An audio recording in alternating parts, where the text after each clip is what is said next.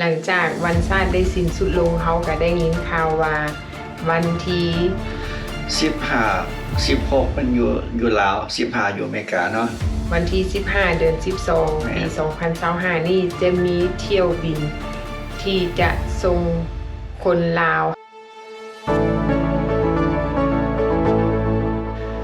เฮลโลสบายดีทุกคนสบายดีแม่บ้านสบายดีอุ่นสบายดี FC ทั้งภายในและต่างประเทศมื้อนี้เขาก็มีเรื่องราวมาเล่าอีกแล้วพี่น้อง1วันพันเหตุการณ์คือเก่านั่นแหละเนาะโดนเกี่ยวกับเรื่องที่พระเจ้าส่งคนมาลาวแม่นเนาะพี่น้องที่ผ่านมาเขาก็รู้สึกว่าโอ้การส่งตัวคนลาวกลับบ้านช่วงนี้คือเงียบแท้เนาะเนื่องจากว่าที่ผ่านมาต้นเดือนนี้แม่นเขาเจ้ากะเกี่ยมเรื่องวันชาติฉลองวันชาติครบรอบ50 ปีเนาะพี่น้องหลังจากวันชาติได้สิ้นสุดลงเขาก็ได้ยินข่าวว่าวันที่16มันอยู่ลาว15อยู่อเมริกาเนาะวันที่15 เดือน 12 ปี 2025 นี่จะมีเที่ยวบินที่จะส่งคนลาวเฮาอยู่สหรัฐอเมริกากลับบ้านเนาะหรือว่าแม่นการเนรเทศคนลาวที่อยู่สหรัฐอเมริกาที่อยู่แบบผิดกฎหมายกลับไปประเทศลาวเนาะคาดว่าถ้าหากว่าบ่มีการเปลี่ยนแปลงก็คาดว่าวันที่16ฮอดลาวประเทศลาวถือว่าวันที่16ฮอดประเทศลาวจำนวนที่เขาเจ้าส่งในรอบนี้มีจำนวนประมาณ40ปลายกว่าคนแม่เนาะถ้าบ่มีหยังเปลี่ยนแปลงไปแม่เนาะก็ถือว่าเป็นตัวเลขที่ยังบ่แน่นอนจนกลัวว่าบรรดาคนที่ถูกส่งกลับบ้านจะฮอดที่สนามบินวัดไตเนาะพี่น้องเนาะอันนี้เฮาก็ติดตามไปนํกันว่าจะมีจำนวนจักคนที่แน่นอนแท้เพราะว่าบางครั้งมีรายชื่อออกมาอยู่มีจำนวนออกมาแต่เวลาเขาเจ้าขึ้นยนต์แท้ๆมันก็อาจมีการเปลี่ยนแปลงเนื่องจากว่าบางแอร์ไลน์ที่เขาเจ้าบ่ยอมรับเอาเอกสารหรือว่าเอกสารบ่ครบถ้วนเนาะเขาเจ้าก็บ่สามารถให้ขึ้นยนต์ได้เขาเจ้าก็ให้ไปเปลี่ยนเอกสารให้ครบถ้วนก่อนหลังจากนั้นเขาเจ้าจึงรอท่าเที่ยวต่อไปเพื่อจะส่งกลับไปยังประเทศลาวก็คือที่ผ่านมาเนาะบางคนว่าอ้าวมีรายชื่อถือกลับเมื่อลาวเป็นหยังคือบ่ได้ขึ้นยนต์เนื่องจากว่าบางแอร์ไลน์เขาเจ้าก็บ่เอาเนื่องจากว่าเอกสารบ่ครบถ้วนนั่นเองแต่ว่าปัจจุบันนี้เฮาก็ติดตามไปนํกันอันนี้ก็ถือว่าเป็นอีกข่าวนึงหลังจากที่เงียบมาประมาณ 2-3 เดือนเนาะถือว่าเงียบมาประมาณ 2-3 เดือนอันนี้ก็เป็นอีกข่าวนึงและเฮาก็ท่าเบิ่งว่าปีหน้าจะมีการเปลี่ยนแปลงว่าจำนวนคนที่เขาเจ้าส่งกลับเมืองลาวนั้นจะเพิ่มขึ้นหลายหน่อยส่ำใดเพราะว่าเนื่องจากว่าปัจจุบันนี้ระเบียบกฎหมายบ้านเมืองเพิ่นเกี่ยวกับการกวดล้างผู้อพยพมาอยู่สหรัฐอเมริกาแบบผิดกฎหมายนี่ได้มีการเข้มงวดกวดขันขึ้นและอีกอย่างนึงก็คือเฮาเห็นอยู่ในตามกระแสที่เขาเจ้าออกข่าวแล้วก็อยู่ในสื่อสังคมออนไลน์บ่ว่าจะเป็น YouTube บ่ว่าจะเป็น Facebook ที่เฮาเห็นว่าประเทศลาวเฮาอยู่ใน1จำนวน19ประเทศที่ถูกสั่งกวดสอบเกี่ยวกับเรื่องบัตรเขียวแล้วเกี่ยวกับการขอซิติเซนเนาะเฮาสิมาทำความเข้าใจว่าเกี่ยวกับการผลกระทบต่อคนที่ถือบัตรเขียวหรือว่าคนขอซิติเซนนั้นเป็นแนวใดเนาะเนื่องจากว่าเขาเจ้ากวดสอบคนที่กำลังยืนขอซิติเซนหรือว่าขอเป็นสัญชาติอเมริกาผู้ที่ยืนไปแล้วผู้กำลังที่จะไปสาบานตนอันนี้แม่นเขาเจ้าให้สั่งระงับหรือว่าโจะสัวข่าวเพื่อการกวดสอบที่ไปที่มาว่าเบื้องหลังนั่นได้มาแบบถือกฎหมายหรือบ่แล้วเกี่ยวกับคนที่ถือบัตรเขียวบัดนี้คนที่ถือบัตรเขียวนั่นแม่นเขาเจ้าเฉพาะเจาะจงใส่ผู้ที่ยืนขอบัตรเขียวหรือว่าคนที่เข้ามาอยู่ใหม่แล้วกำลังยืนขอบัตรเขียวเนาะเริ่มต้นขอบัตรเขียว2ปีอันนั้นแม่นเขาเจ้ากวดสอบแต่ว่าสำหรับคนที่ถือบัตรเขียวที่มีอยู่แล้วอันนั้นถือว่าเขาเจ้าบ่ได้กวดสอบถือว่ารอดไปเนาะกวดสอบเฉพาะแต่ผู้ยืนขอเนาะผู้ที่ยืนขอบัตรเขียวผู้ที่ยืนขอวีซ่าผู้ที่ยืนขอเปลี่ยนสัญชาติหรือว่าขอสัญชาตินั่นเองอันนี้แม่นเข เขาเจ้าโจะไว้ชั่วคราวจนกว่าจะมีการเปลี่ยนแปลงว่าเป็นแบบใดเนาะแล้วบางคนก็บอกว่าโอ้ค่อยมีบัตรเขียวค่อยบ่เห็นสิย่านค่อยเข้าออกได้อย่างสะดวกสบายอันนี้ก็แม่นเข้าออกได้สะดวกสบายเพิ่นก็บ่ได้ห้ามว่าคนมีบัตรเขียวบ่ให้ออกแต่ว่าถ้าหากว่าเฮาถือบัตรเขียวอยู่ในมือเพื่อความปลอดภัยของตัวเองเนาะถ้าหากว่าเฮาบ่มีความมั่นใจในการเดินทางเฮาก็พิจารณาเอาเองตัดสินใจเอาเองว่าเฮาควรเดินทางหรือบ่ควรเดินทางบางคนไปได้เวลากลับเข้ามาอาจจะมีปัญหาบ่แม่นว่ากลับเข้ามาแล้วมีปัญหาใดอาจจะอันนี้แม่นเขาเจ้าซุ่มกวดเพราะว่าแต่ละคนเงื่อนไขก็บ่คือกันปัญหาของแต่ละคนก็บ่คือกันบางคนอาจจะมีปัญหาโดยบ่ฮู้ตัวก็มีแล้วออกเดินทางแล้วกลับเข้ามาแหละถือเจ้าหน้าที่กักตัวก็มีเนาะอันนี้ก็เป็นอีกกรณีนึงเพราะว่าหยังเพราะว่าคนลาวเฮาจำนวนนึงบ่แม่นว่าทั่วไปเนาะจำนวนนึงถ้าหากว่ามีปัญหาบ่อยากออกมาเปิดเผยบ่อยากออกมาเล่าเรื่องเพราะว่าเขาเจ้าคิดว่าการที่ออกมาเล่าเรื่องนี่เป็นการอับอายขายหน้าอับอายขายหน้าหรือว่าออกมาวิจารณ์ตัวเองเนาะอันนี้แม่นถือเขาเจ้าคิดว่าแบบนั้นแต่ว่าณปัจจุบันนี้คนลาวเฮาควรสามัคคีกันเนาะในยามที่บ้านเมืองเฮากำลังวุ่นวายถ้าหากว่าผู้ใดมีปัญหาเรื่องใดหรือว่ามีปัญหาเกี่ยวกับอันใดพอจะออกมาเป็นกระบอกเสียงซอยกันได้ก็ออกมาซอยกันหรือว่าคอมเมนต์เข้ามาเนาะว่าโอ้ประสบการณ์ของแต่ละคนนั่นเป็นแนวใดเพื่อว่าเฮาจะได้ถ่ายทอดให้หลายๆคนรู้จักว่าที่ผ่านมานั่นคนที่เขาเจ้ามีปัญหาเขาเจ้าแก้ไขปัญหาแบบใดเนาะเขาเจ้าพ้อปัญหาแบบใดเด้มีไผสามารถซอยได้เด้นอกจากลอเยอร์ก่อนที่เฮาจะไปหาลอเยอร์เฮาก็ต้องถามหลายๆคนซอยกันซะก่อนที่เฮาจะไปปรึกษาลอเยอร์เนื่องจากว่าการไปหาลอเยอร์นั่นมันมีค่าใช้จ่ายที่สูงเนาะก่อนอื่นเฮาก็ต้องซอยเหลือตัวเองก่อนหลังจากว่าเฮาซอยตัวเองได้แล้วมันก็แล้วไปเฮาก็บ่ได้เสียเงินถ้าหากว่าเฮาถามหมู่ถามครูแล้วเบิดความสามารถในการสอบถามหมู่ครูที่จะซอยเฮาล่ะหลังจากนั้นเฮาก็ไปขั้นที่2ที่3ก็คือไปหาลอเยอร์นั่นเองเนาะหรือว่าไปหาทนายความนั่นเองอันนี้ก็เป็นอีก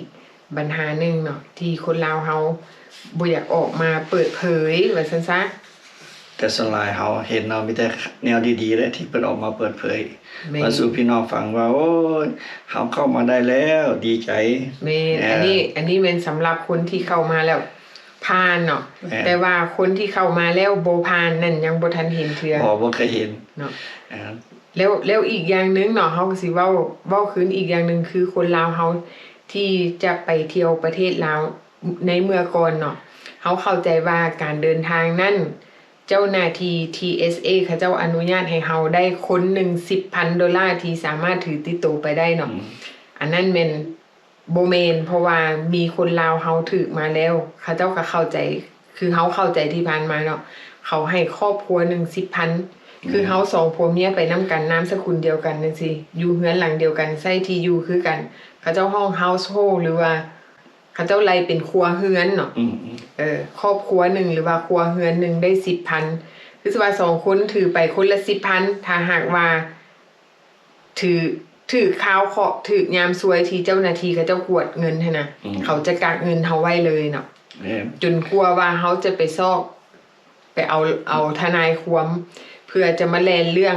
เอาเงินเฮาคืนนั่น 20,000 เขาเจ้ากักไว้ก่อนเขาก็บ่เอาของเฮาเลยดอกจนกลัวว่าเขาเจ้าจะกวดสอบว่าที่ไปที่มาของเงินนั่นเฮาได้มาจากไสเนาะเขาเจ้ากวดเส้นทางของเงินซะก่อนเพราะว่าเขาอนุญาตให้เฮาได้ครอบครัวหนึ่ง $10,000 บ่แม่นต่อคนหนึ่ง $10,000 อันนี้มันเกิดขึ้นกับคนลาวเฮามาแล้วก็ขอบใจนะเพิ่นเนาะเพิ่นที่มาแชร์ความที่เพิ่นถือมาเฮาก็ได้ความรู้จากเพิ่นแม่ก็ขอบใจและอีกอย่างนึงเนาะถ้าหากว่าคนลาวเฮาไปเที่ยวเมืองลาวคนที่ถือบัตรเขียวแล้วไปอยู่ดนอันนี้ก็มีอีกกรณีนึงกับคนใกล้ตัวเฮาคือกันที่เพิ่นไปเที่ยวเมืองลาวแล้วเพิ่นอยู่เกิน6 เดือนเวลาเพิ่นกลับเข้ามาถามว่ามีปัญหาบ่เพิ่นกลับเข้ามาเพิ่นก็บ่ได้มีปัญหาหยังเนื่องจากว่าเพิ่นก็เตรียมพร้อมเนาะ ถ้าหากว่าเจ้าหน้าที่มีการตรวจสอบเพิ่นก็เกี่ยมพร้อมมีเอกสารเพิ่นก็เลยแนะนำว่าเนาะถ้าหากว่าผู้ใดที่ถือบัตรเขียวหรือว่ามีบัตรกรีนคาร์ดที่ไปเที่ยวประเทศลาวหรือว่าไปอยู่ลาวไปยามพี่ยามน้องเกินกว่า6เดือนเพิ่นก็แนะนำให้ไปขอหนังสือจากสถานทูตขอหนังสือเดินทางจากสถานทูตก็อธิบายให้สถานทูตฟังว่าโอ้เหตุผลที่เฮาอยู่เกิน6เดือนย้อนเหตุผลใดแล้วเพิ่นจะมีเอกสารมีหนังสือให้เนาะหลังจากเพิ่นเอาหนังสือให้แล้วเรียบร้อยแล้วเวลาเฮากลับเข้ามาสหรัฐอเมริกาถ้าหากว่าเนาะเจ้าหน้าที่เพิ่นถามเฮาจึงโชว์เอกสารให้เพิ่นเบิ่งถ้าหากว่าเพิ่นบ่ถามเฮาก็ผ่านเข้ามาเลยคือกรณีของเพิ่นนี่โชคดีเวลาเข้ามาเขาเจ้าก็บ่ได้ถามหยังก็ผ่านเพิ่นก็ถามว่ามีเครื่องเอาเครื่องหยังมาแล้แม่นก็ว่ามีแต่เครื่องแต่หีบเดียวเครื่องนุ่งแล้วก็แล้วแบบประเภทอาหารเพิ่นก็บ่ได้เอามามีแต่เครื่องนุ่งหีบเดียวเพิ่นก็นอกนั้นก็เจ้าก็บ่ถามหยังหลายต่อก็โชคดีเฮาก็เป็นห่วงเพิ่นว่านอนบ่หลับเพิ่นเฮาฮู้ว่าเพิ่นออกมาจากแต่ลาวฮอดเกาหลีเฮาก็ได้เว้านำเพิ่นเนาะแม่นเฮาก็ได้ติดตามมาเรื่อยๆเพิ่นก็ดีใจเด้เพิ่นก็นอนบ่หลับเฮาก็นอนบ่หลับบ่เป็นสุขมีความสุขเนาะเพิ่นนั่งยนต์มาก็คิดมานํตลอดแต่ว่าเพิ่นก็เตรียมพร้อมว่ามีหยังเกิดขึ้นเพิ่นก็เตรียมพร้อมแม่นแต่ว่าเพิ่นเข้าผ่านมาได้มาฮอดร้านเฟอแต่เพิ่นก็เลยโทรมาหามาเด้อกินเฟอนํกันเด้อว่าโอ้ยดีใจเด้อดีใจนำเพิ่นที่เข้ามาได้อันนี้ก็ดีใจหลายโชคดีที่ว่าบ่มีปัญหาหยังอันนี้ก็เป็นอีกกรณีนึงเป็นกรณีตัวอย่างเนาะที่เฮามาเล่าให้ทุกคนได้ฟังบางคนอาจจะย่านว่าโอ้ข่อยอยู่เกิน6เดือนแล้วบ่เมื่อดอกถ้าย่านว่าเข้ามาอเมริกาแล้วเขาสิส่งกลับคืนอันนี้แม่นเฮาไปขอหนังสือจากสถานทูตเนาะเฮาไปอธิบายให้เขาฟังว่าข่อยอยู่เกิน6เดือนแล้วข่อยอยากกลับเมื่อข่อยสิมีปัญหาหยังบ่แต่ว่าตอนณมื้อที่เป็นไปขอหนังสือนั่นเจ้าหน้าที่อยู่สถานทูตก็ใจดีเขาเจ้าก็ให้คำแนะนำแล้วเพิ่นก็อธิบายว่าก็บ่ต้องย้านก็กลับเข้ามาได้แม่นก็คันเฮาว่าสิเกิน6เดือนเฮาก็ขออยู่ไปการนะขอ re-entry ใบเวลา re-entry form เฮาฟิลฟอร์มเข้าไปก็บ่มีปัญหาเจ้าเฮาจะเคยเลยเบิดแนวเป็นห่วงเพราะว่าเฮายื่นฟอร์มเข้าไปก่อนแล้วเพราะว่าเพิ่นกลับเข้ามาผู้ดีกลับเข้ามาวันที่5เมนมือที่เขาเจ้ากำลังเริ่มเปลี่ยนแปลงกฎหมายเนาะเดือน12วันที่5แม่นเพราะว่าเฮาก็บ่ฮู้ว่าหลังจากวันที่5ไปแล้วเนาะสภาพการอยู่ที่สนามบินจะมีการเปลี่ยนแปลงหยังบ่เพราะว่าอีกอย่างหนึ่งให้เฮาทำความเข้าใจว่านับตั้งแต่วันที่26เดือน12หรือว่าวันที่26 December ปี2025เป็นต้นไปทางสนามบินหรือว่าทาง TSA Immigration เขาเจ้าจะมีการเปลี่ยนแปลงโดยที่เขาเจ้าจะเข้มงวดเน้นใส่เฉพาะคนที่ถือบัตรเขียวเนาะอันนี้แม่นเฮาก็ฝากไว้อย่าลืมเด้อพี่น้องเนาะอันนี้ก็เป็นอีกเรื่องราวนึงที่เฮามาเล่าให้ทุกคนได้ฟังแล้วก็เรียนรู้ไปนํกันแล้วก็เตรียมตัวเตรียมพร้อมเนาะเพื่อหยังเพื่อว่าการเดินทางนั้นเฮาจะไปแบบมวลๆกลับเข้ามากับกลับเข้ามาแบบว่าด้วยสวัสดิภาพเนาะเพื่อหยังว่าเพื่อบ่ให้มีปัญหาตอนที่เฮากลับเข้ามานั่นเองบ่แม่นว่าเฮาไปเที่ยวแล้วขี่ยนต์มาโอ้เป็นกังวลเข้าได้บ่หรือเข้าบ่ได้เนาะและสิ่งสำคัญก็คือเวลาคนที่ถือบัตรเขียวเนาะเวลากลับเข้ามานั่นแนะนำว่าประเภทอาหารนี่ประเภทมีบางคนเอามีไวๆมาเอาขนมไก่มาประเภทเป็นผงกาแฟเนาะประเภทใดที่เป็นผงเนาะแนะนำว่าบ่ให้เอาเข้ามาเนาะเพราะว่ามาฮอดพี่ถ้าหากว่าเจ้าหน้าที่ก็จะกวดเขาจะเอาทิ่มแล้วนอกจากนั้นบางคนก็ถูกปรับใหม่แม่นสิ่งที่ดีที่สุดเราบ่ต้องอาหารมาเพราะว่าเฮาแบบบ่แน่ใจว่าอยากให้เพิ่นกวดแม่นเฮาก็เอาแต่เครื่องนุ่งที่ของเฮาล่ะก็กลับคืนมาแม่นเพราะว่าหลีกเลี่ยงบ่อยากให้เพิ่นกวดเครื่องเขาเลยคันเพิ่นกวดเฮาแล้วก็อยากสิซ้อไปเลิกแม่นสืบซ้อจำหน่ายย่านเฮาก็จะเอาไปสืบไปพ่ออันใดอันหนึ่งเฮาสิมีปัญหา เฮาบ่ฮู้ได้ว่าเฮาไปเฮ็ดอันเรคเกิดของเฮาไปเฮ็ดหยังผิดเด้อบางครั้งเขาอาจจะคิดว่าสิ่งที่เฮานำเข้ามามันบ่ผิดแต่ว่าเวลาเจ้าหน้าที่กวดมันผิดเนาะผิดอยู่บนใดยกตัวอย่างเนาะคือเขาเอาปลาแห้งมาเนาะอยู่ในปลาแห้งนั่นน่ะพี่น้องมันมีตัวแมงน้อยๆอยู่ในหั่นน่ะเพราะว่าแม่บ้านเอาเข้ามาแล้วเนาะมาฮอดบ้านแล้วมาแกะเบิ่งน่ะจึงเห็นว่ามันมีตัวแมง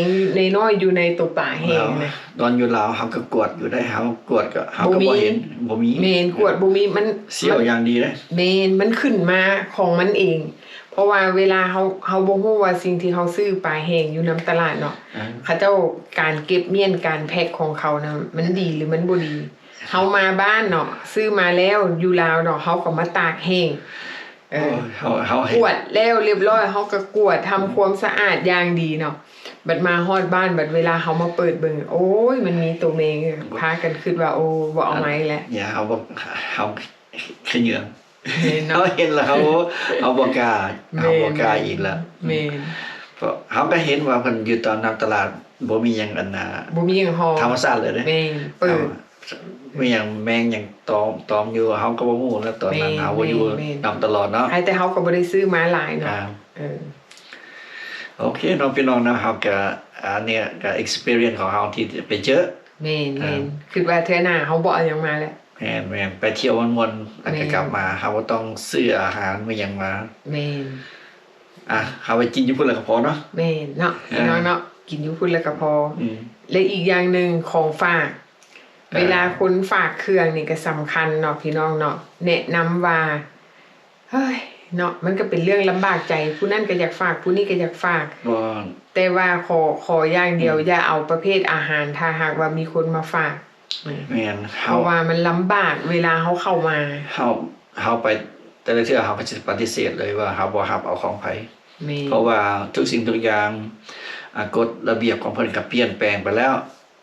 เฮาก็บอกให้เพิ่นเข้าใจเนาะเฮาแต่สำหรับเฮาเองเฮาก็ยังบ่ยังเอาหยังแต่ว่าเฮาของฝากเฮาก็บ่เอาเฮาบ่แม่นรังเกียจบ่แม่นเฮาสิ